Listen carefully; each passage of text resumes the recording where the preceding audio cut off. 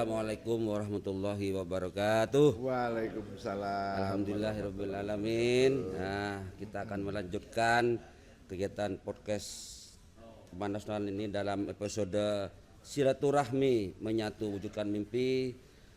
Kali ini memang para kepala balai ini punya style, punya sendiri-sendiri, memang luar biasa semua para mantan kepala balai kita ini. Yang kali ini kita akan kedatangan tamu. Beliau ini adalah yang menggagas waktu itu kita Taman Nasional dari Pak Indra dan Pak Sis. Masih ada 2 seksi waktu itu. Nah, kita ada seksi. Namun sebelum itu kita nyapa dulu. Di sebelah kita ini adalah Insinyur Heri Subagyadi MSc. Assalamualaikum Pak. Selamat siang pagi Pak. Sehat Pak? Alhamdulillah sehat semuanya ya. Yeah. Alhamdulillah Pak. Bagaimana Pak terkait dengan keluarga Pak, Bapak di Bogor atau gimana? Alhamdulillah keluarga di Bogor. Yeah. Mungkin putra-putra atau gimana, sehat semua? Ya, sehat-sehat semuanya. Nggih. Sekolahnya lancar gitu ya. Nggih, iya, nggih. Ya mudah-mudahan Pak, perjalanan Bapak dari Bogor dan semua ke sini ini dalam rangka silaturahmi dinilai sebagai nilai ibadah Pak. Amin, amin ya rabbal alamin. Mungkin kelanjutannya Pak, kita di podcast ini tadi saya sampaikan di awal bahwa di era Pak Heri Subagyadi ini seksi yang awalnya 2 menjadi 3. Ya. Mengapa saya tahu sampai sekarang masih ada itu momentumnya, deklarasinya, ada tanda tangan Pak Layar. Jadi Pak Heri ini teman-teman menyampaikan Pak Layar. Mengapa Pak Layar? Karena tanda tangan seperti kayak layar. Perahu layar. Perahu layar.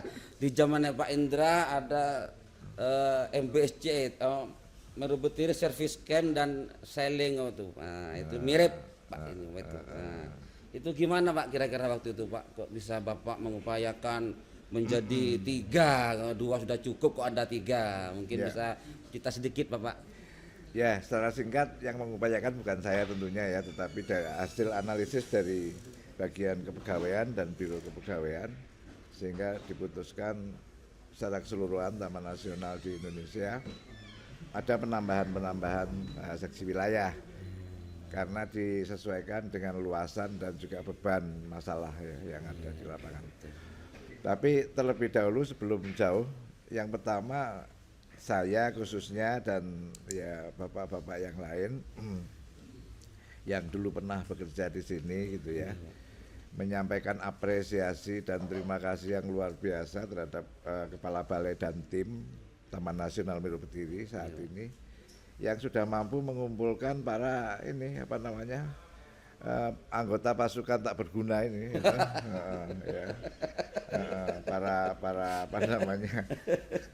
para purnatugas gitu ya. Dan ini adalah satu bentuk visi yang mengkaitkan antara masing-masing hubungan batin gitu ya, antara kepala balai yang sekarang dengan kepala-kepala balai yang lain. Nah, harapannya sekali lagi adalah acara seperti ini tidak hanya sampai di sini gitu ya, tapi dengan versi yang lain akan dilanjutkan. Dan acara seperti ini Pak Hos itu baru di Taman Nasional ini. Betul. Taman Nasional lain belum punya inisiatif untuk mengumpulkan mantan-mantan kepala balainya gitu ya, untuk sharing informasi. Jadi sekali lagi saya dan teman-teman sepuh semuanya menyampaikan apresiasi dan terima kasih. Apalagi udah dapat bonus jaket Pak Maman ya, luar biasa. Oke, nanti kita foto bareng ya pakai jaket. Ya, itu. Nah kemudian selanjutnya yang substansi, bahwa ketika saya mendapatkan SK dari Bromo ke sini, saya itu waktu itu ya bertanya-tanya gitu ya, Meru Betiri ki opo gitu. Nah rupanya kalau di dalam bahasa anak muda sekarang milenial, Meru Betiri adalah hidden gem conservation area in Indonesia. Ya, hidden gem. Ya. Gem. Karena apa? Karena pada waktu itu, mudah-mudahan sekarang sudah tidak ya. Pada waktu itu tidak banyak orang tahu tentang Meru Betiri. Betul. Padahal sebetulnya Meru Betiri ini adalah yang pertama legendanya itu adalah tempat terutama lintasan tempat bermain harimau Jawa. Ya. Dan ini sampai pada eranya Pak Triwibowo waktu itu, beliau adalah kepala balai KSDA unit atau apa waktu itu? Jatim 2. Itu sampai secara periodik beliau mengadakan patroli dan nyanggong gitu ya, mencari informasi mengenai harimau Jawa ini. Tapi ya alhamdulillah sampai dengan akhir belum ketemu gitu ya. Belum ketemu. Ya.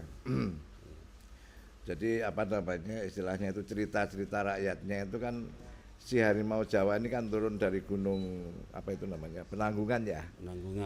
Turun kemudian melintas ke antara koridornya antara Sarongan sampai dengan Kalibaru itu, turun ke laut, ke pantai untuk mencari main dan mencari makan. Nah itu pun juga sudah diikuti waktu itu.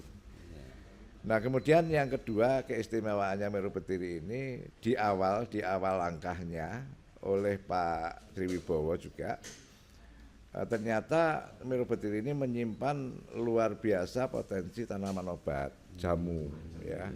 Sehingga pada saat itu Pak Triwibowo mengembangkan itu gitu ya untuk menjawab apa sih yang bisa dikontribusikan oleh Taman Nasional ini. Nah kemudian berkembang sampai pada makanya saya sangat kagum dan sangat luar biasa keren gitu ya apa yang sudah dilakukan oleh Pak Kepala Balai dan tim ya saat ini, yaitu membuat grid ya, membuat kota-kota kecil tentang seluruh kawasan, di mana di dalam satu kota kalau kita klik gitu itu akan keluar ya potensinya. Mungkin akan lebih baik lagi kalau ditambah dalam kota itu ada atraksi wisata apa itu mungkin lebih baik ya. Misalnya itu ada air terjun kah atau ada apa gitu ya. Gitu. Jadi ini untuk melengkapi, tetapi itu pun sudah sangat luar biasa mengikuti milenial era. Ya. Jadi mengikuti zaman dan tantangan teknologi, tantangan manajemen yang harus dijawab oleh teknologi. Ya. Ini luar biasa apresiasi dan mudah-mudahan ini bisa menjadi model untuk taman nasional yang lain. Karena taman nasional dan juga objek-objek wisata yang lain di lain tempat ya, di lain taman nasional gitu ya. Itu umumnya satu kelemahannya mereka tidak tahu batas-batas pastinya.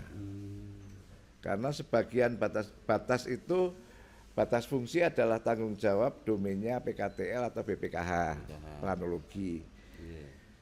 Tapi di dalam pelaksanaan di lapangan, teman-teman yang di lapangan di planologi ini belum tentu juga bekerja maksimal.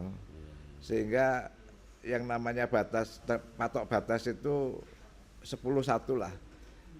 Jadi anggarannya 10 tapi yang dipasang 1. Nah, itu.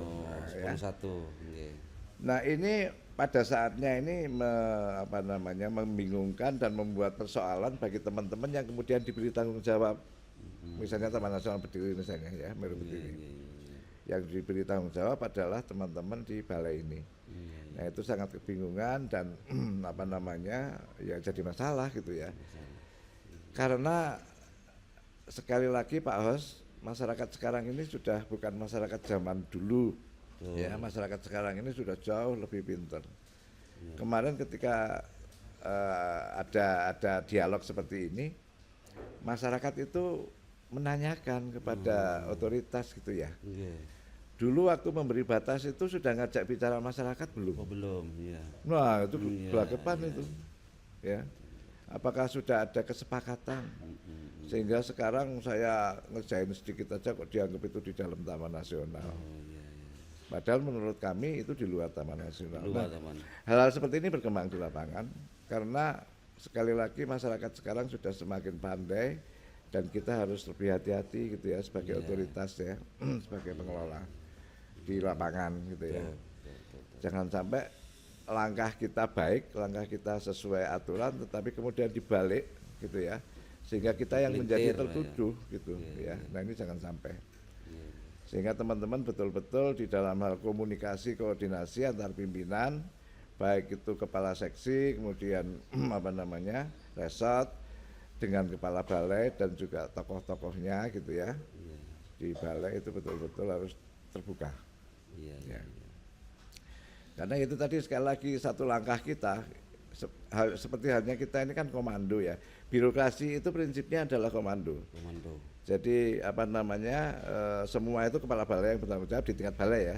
Kepala balai yang bertanggung jawab. Sehingga semua apa yang dilakukan itu paling tidak ya harus ada persetujuan dan nanti laporan kepada kepala balai.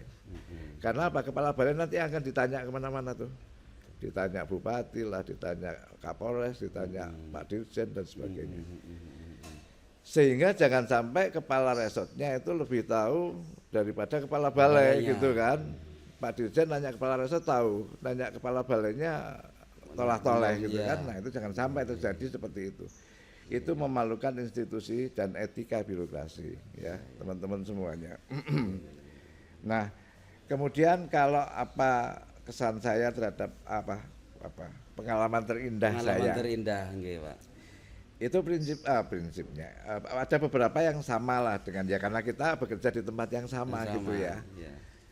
Saya sangat bukan sedih ya tapi sangat aduh kok eman gitu ya ketika Bandi Halid Sukamadi ini mati, nggak jalan gitu ya.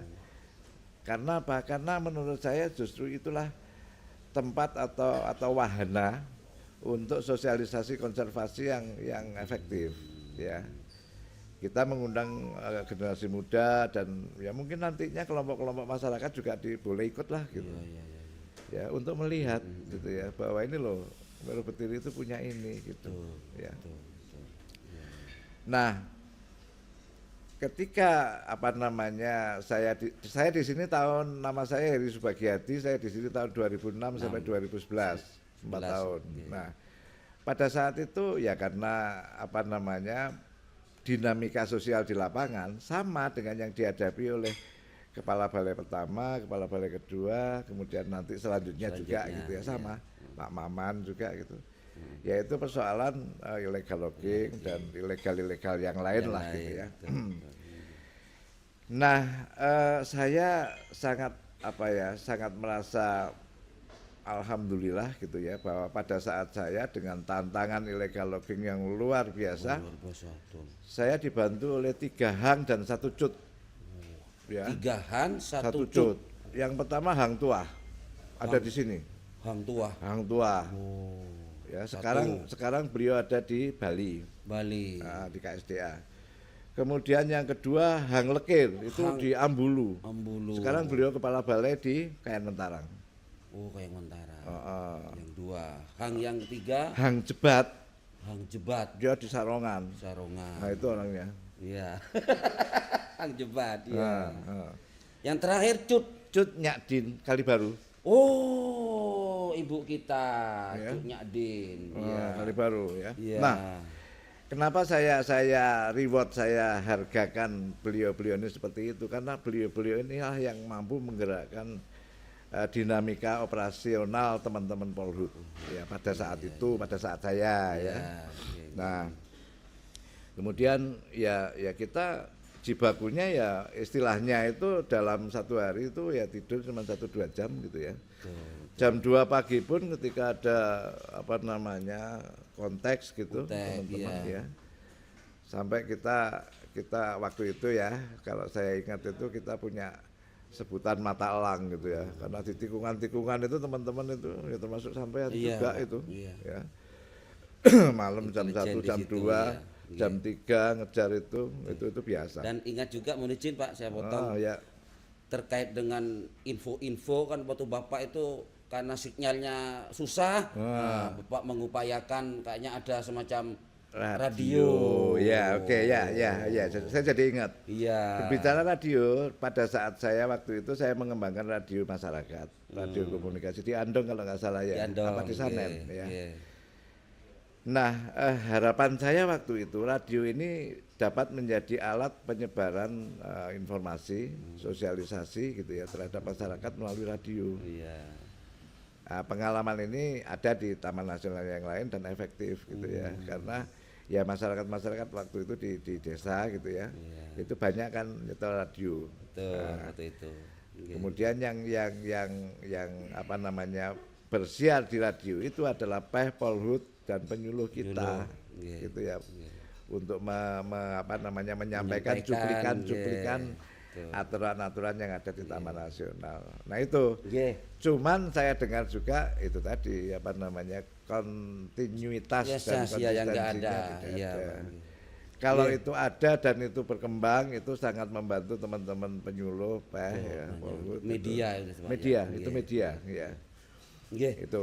Itu kira-kira Itu sebentar, satu lagi, Oh, satu lagi, Pak. Nggih, satu siap, lagi yang siap. paling indah ini pengalaman saya Iya. mengenai penyu turtle. Oh, penyu turtle. Ya. Iya, iya. Satu ketika pertama-tama saya diajak ke sana ke Sarongan. Nggih. Nah, saya melihat ada bangunan gitu ya. Iya. Bangunannya luar biasa, besar megah Di pinggir pantai. di pinggir Betul. pantai itu ya. Dan Ada kacanya.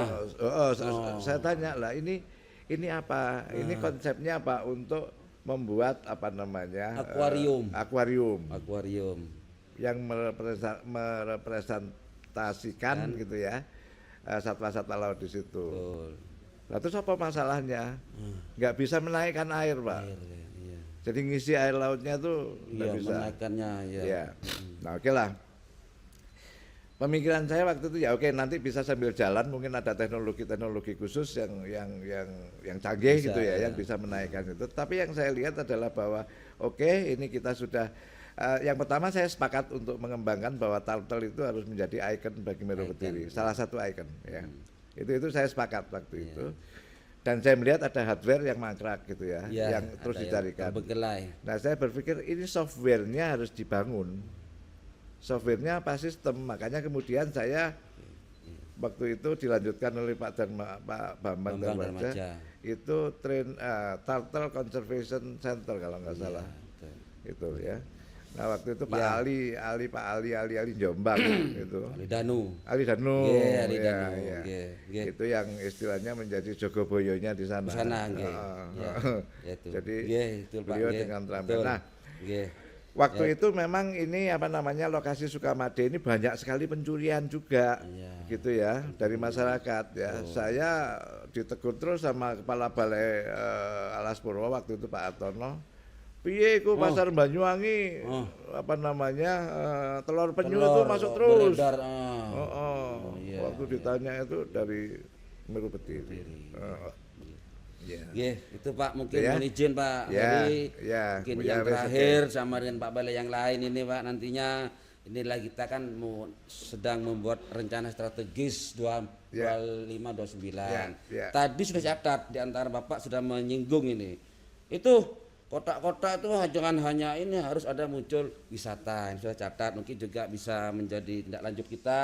Nah, itu terus beliau menyatakan juga trek Bandelit Sukamade dihidupkan lagi. Nah, ini poin-poin diantaranya mungkin Pak bisa menambahkan lagi terkait mimpi-mimpi terkait ke-29-nya ini apa kira-kira untuk Mero Betiri, mohon izin Pak. Ya, jadi sebagian besar sudah ada di situ tadi ya mudah-mudahan bisa dengan versi menyesuaikan dengan digital era ini ya milenial itu dengan versi yang milenial gitu ya bisa dikembangkan oleh kepala balai yang sekarang dan tim ya dan tim di sini mudah-mudahan dengan versi yang terkini lah gitu ya. Karena kan setiap masa itu ada orangnya. Ada orangnya, betul. Setiap orang punya masanya kan gitu ya.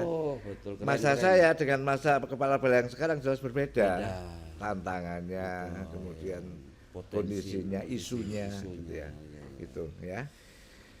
Nah, pesan saya sama dengan bapak-bapak yang kepala apa namanya sesepuh yang lain gitu ya. Yang pertama adalah jaga kekompakan. Dan menjaga kekompakan itu tidak bisa kalau kita jaim-jaiman gitu ya. Kita harus komunikasi terbuka, nyaman, enak gitu ya. Dan bagaimana teman-teman ini di berbagai tingkatan ya, tidak hanya di tingkat kepala balai saja, kepala seksi juga. Iya. Bagaimana kepala seksi misalnya ya ini membangun komunikasi dengan resort, dengan teman-teman di sana dengan nyaman, dengan enak. Dan teman-teman ini merasa bahwa kantor ini adalah sesuatu yang saya kangen, saya harus ke kantor ini. Iya. Nah itu saya yakin bisa teman-teman di sini ya. Oke, terima kasih Pak. Ini sudah Bapak menyampaikan poin-poin luar biasa. Nah, untuk itu kita kasih aplaus dulu untuk Pak Heri. Demikian podcast yang ketiga ini. Kurang lebihnya semoga ini bermanfaat Pak. Amin. Dan dapat ditolong Amin, Subhanahu wa ya Rabbal taala. Saya Hiri. Wassalamualaikum warahmatullahi wabarakatuh. Waalaikumsalam warahmatullahi wabarakatuh. Selamat.